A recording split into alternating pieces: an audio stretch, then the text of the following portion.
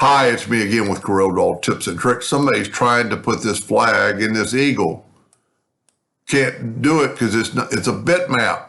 If we look at it under view and wireframe, you can see it's got a bounding box around it. So you're going to have to trace it. I normally make stuff little, but since this is their gig, I'm not going to do it. I'm going to go out, trace bitmap, outline, trace clip art. Trace it pretty good, or will. There's your bitmap, or there's your trace version. We can get rid of this. And then you could actually left click, right click. And you can see, now I think they're printing it, so the nodes aren't going to really matter. I don't think the texture, there's not that many nodes. It's pretty sharp. And then just bring in your flag. And if you want the bird, you're going to have to enlarge the flag bigger. Now, it's always not, and it only really works if you have the bird on top to intersect it. And then I would definitely, let's see how big this thing is, 32 inches. I'm going to make my nudge factor 33 or 35 because I'm going to have to nudge some stuff out of the way after I go to intersect.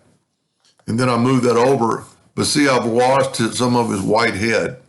So then I'm going to take the black, and you could make that, if you're going to print on a colored shirt, it wouldn't really matter. And then you could make that outline a little bit thicker if you wanted to. Well, that's too much. Just so that the eagle's head shows up. Now, if you were going to print it on let's try moving that out of the way. Let's say if you're going to print it on you couldn't print on a blue shirt. Let's say a green shirt.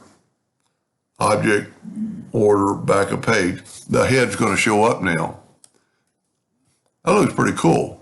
The flag they picked has some shadowing, which is good, but I would maybe move that away and put it down a little bit. Pretty cool. Anyway, I hope that helped them a little bit. Thank you for watching.